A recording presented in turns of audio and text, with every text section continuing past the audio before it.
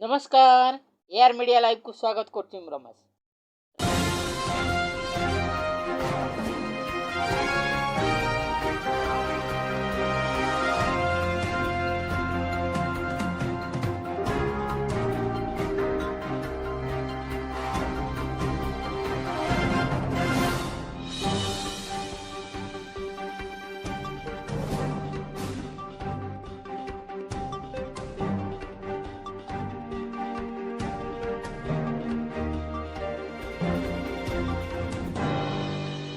राज्यव्यापी अनुष्ठित हो जाइछि विद्यालय खड़ीछुआ उत्सव।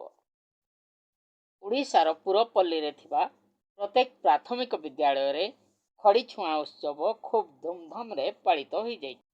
प्रत्येक छोट छोट कोमलमती शिशु को मान्यवर मुख्यमंत्री ए अधिकार प्रदान करछन्ति। 5 वर्ष 6 मासरू आरंभ करी 6 वर्ष शिशु मानंकु शिशु बाटिका एवं प्रथम श्रेणी रे नाम लेखैबार सुजोग प्रदान करा जाइछि।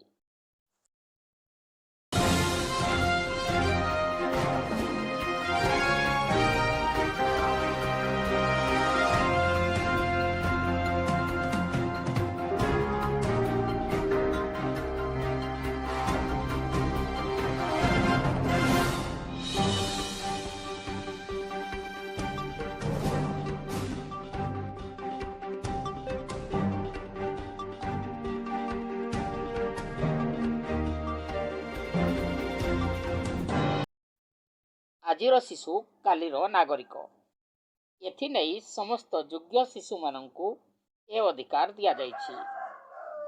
ए उत्सव दीर्घ 2 दिन धरी चलिबो।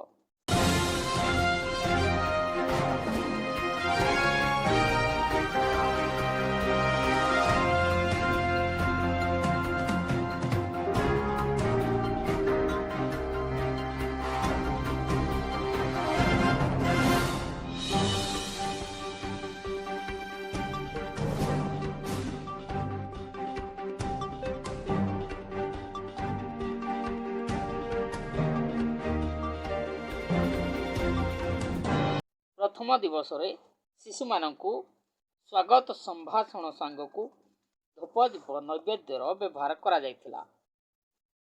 ए दृश्य रहिछि केन्दुझर जिला सदर ब्लॉक अंतर्गत मैदानकेल ग्राम पंचायत रे थिबा देवबंद प्राथमिक विद्यालय रो। एठारे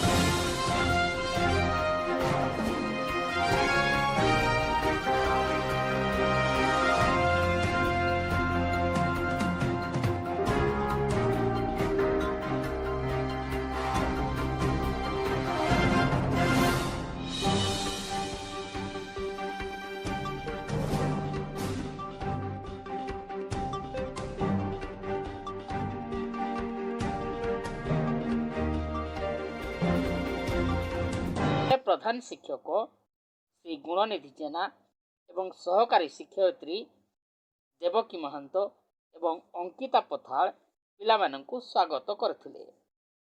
स्वागत परे पिलांको द्वारा खड़ीछुआ उत्सव एवं विभिन्न एक्टिविटी संपूर्ण करथिले। केन्दुझर जिला मैदानकेल ग्राम पंचायत देवबंध प्राथमिक विद्यालय रमेश चंद्र नायकों रिपोर्ट एआर मीडिया लाइव।